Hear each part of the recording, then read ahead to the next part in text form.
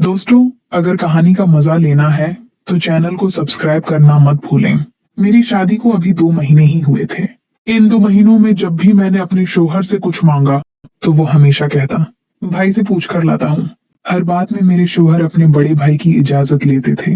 मेरा दीवर मेरे शोहर से बड़ा था, लेकिन अभी तक उसकी शादी नहीं हुई थी। एक दिन मैंने अपने शोहर से पूछा, तुम्हारे भाई ने शादी क्यों नहीं की?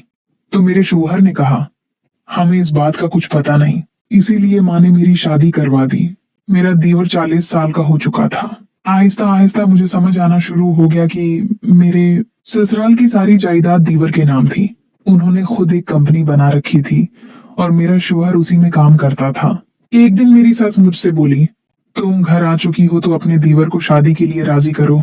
चंद दिनों तक मैंने दीवर को शादी के बारे में समझाने की बहुत कोशिश की, लेकिन वो किसी की बात सुनने को तैयार नहीं था।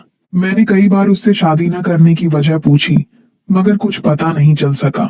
2 महीने के अंदर ही ससुराल में अच्छी तरह रुझ बस गई थी। मेरे ससुर नहीं थे, इनकी जगह दीवर घर संभाल रहा था। मेरे दीवर मुझ पर कभी किसी बात के लिए रोक टोक नहीं करते थे। एक दिन मेरे दीवर को बुखार, जुकाम और बुखार इतना ज्यादा हो गया कि उन्हें अस्पताल में दाखिल करवाना पड़ा। मैं रोजाना अपने दीवर के लिए खाना बनाकर अस्पताल ले जाती थी। 10 दिन के बाद दीवर को अस्पताल से घर ले आए। अस्पताल के चक्कर लगाने से मैं बहुत थक गई थी। घर में नौकरानी भी काम करती थी, लेकिन मेरे दीवर को मेरे हाथ का बनाया हुआ खाना ज्यादा पसंद था। दीवर बीमार था, इसलिए दफ्तर नहीं जा रहा था।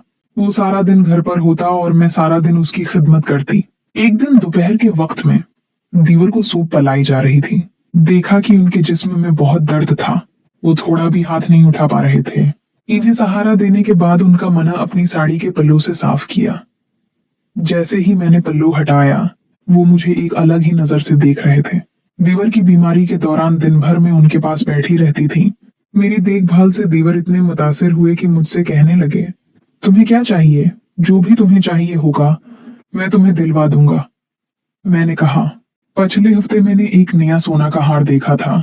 उसे लेने की मेरी बहुत ख्वाहिश थी, लेकिन मेरे शोहर ने पैसों की कमी की वजह से उसे लेने से इनकार कर दिया था। मेरी बात सुनकर वो कहने लगा, तुम्हें वो हार पसंद आया था तो तुम मुझे बता देती, मैं उसी वक्त तुम्हें ले देता।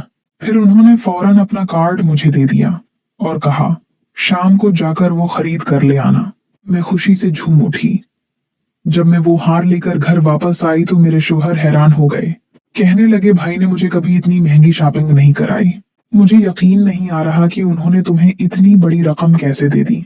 कुछ दिन बाद कंपनी की एक अहम मीटिंग दूसरे शहर में हुई। मेरे दीवर ने मेरी शादीशुदा जिंदगी को थोड़ा वक्त मिला क्योंकि मेरे शोहर अभी सेहत याब हो रहे थे। वो 4 दिन के लिए शहर से बाहर चले गए थे। सुबह जब मेरा शोहर सफर पर निकला, मैं नहाकर अपने कमरे से बाहर आई। मेरे बाल अभी भी गीले थे। अचानक मेरे दीवर ने मुझे आवाज दी। मैं दौड़कर उनके कमरे में पहुंच गई। वो बिस्तर पर लेटे हुए थे और बोले, मुझे भूख लगी है, नाश्ता बना दो। मैं फौरन नाश्ता बनाकर ले गई। जब मैं उन्हें नाश्ता दे रही थी तो इन्होंने मेरी तरफ देखकर कहा, गीले बालों में तुम और भी खूबसूरत लग रही हो। मैं हैरान रह गई। ये पहला मौका नहीं था जब मेरे दीवर ने मेरी तारीफ की थी, लेकिन इस बार उनकी आंखों में कुछ अलग सी चमक थी। 4 दिन बाद जब मेरा शोहर वापस आया तो उसने मुझसे कहा, भाई ने तुम्हें हारवा दिया, शॉपिंग के लिए अपना कार्ड दे दिया। अगर वो तुम्हारी इतनी परवाह करते हैं तो तुम उनसे मेरे लिए कुछ पैसे मांग लो, मुझे रकम की जरूरत है। मैंने कहा, ठीक है, मैं उनसे बात करती हूँ। रात को जब मेरा शोहर सो गया, मैं दीवर के पास हल्दी वाला दूध पिलाने उनके कमरे में गई। मैंने दूध दिया तो वो मेरी तारीफ करने लगे। ये साड़ी तुम पर बहुत प्यारी लग रही है। बातों बातों में मैंने अपने शोहर की जरूरत का जिक्र कर दिया। दीवर ने फौरन पूछा, तुम्हें कितनी रकम चाहिए?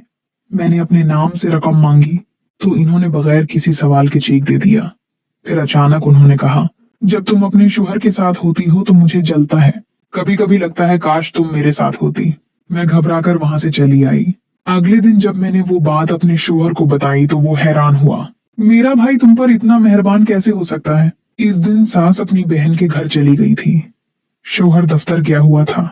मैं नहाकर अपने कमरे में साड़ी पहन ही रही थी। इतने में अचानक दरवाजा खुला। दीवर कमरे में आया और बोला, मुझे माफ कर दो। मैंने कहा, कल रात तुमसे गलती हो गई थी। मैंने कहा, कोई बात नहीं, तुम परेशान मत होना। वो माफी मांग के चला गया।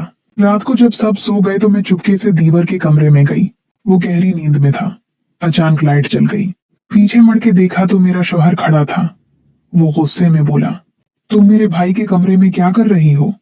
मैं डरते हुए बोली, मैं डॉक्टर को लेकर आई थी ताकि दीवर को इंजेक्शन लगा सकूं। दीवर की आंख खुल गई। वो समझ नहीं पा रहा था। समझ नहीं आ रहा था कि क्या हो रहा है। मेरे शौहर ने कहा, आप फिक्र मत करें, मैं आपको कुछ होने नहीं दूंगा। दीवर ने समझाया, तुम गलत समझ रहे हो, मुझे तुम्हारी बीवी पर पूरा भरोसा है। फिर उन्होंने अपना राज बताया। मैंने शादी इसलिए नहीं की क्योंकि मैं एक लड़की से मोहब्बत करता था जो कैंसर की वजह से मर गई थी। इस दिन के बाद मैंने सिर्फ पैसा कमाने पर तवज्जो दी। मैंने कहा, आप शादी कर लें, यकीन करें आपको अपनी बीवी में वही लड़की नजर आएगी। 1 महीने बाद मेरे दीवर ने शादी कर ली। पूरे घर में खुशी की लहर थी। खास तौर पर मेरी सास बहुत खुश थी। दोस्तों, अगर कहानी पसंद आई हो तो वीडियो को लाइक करें और चैनल को सब्सक्राइब करना मत भूलें। शुक्रिया।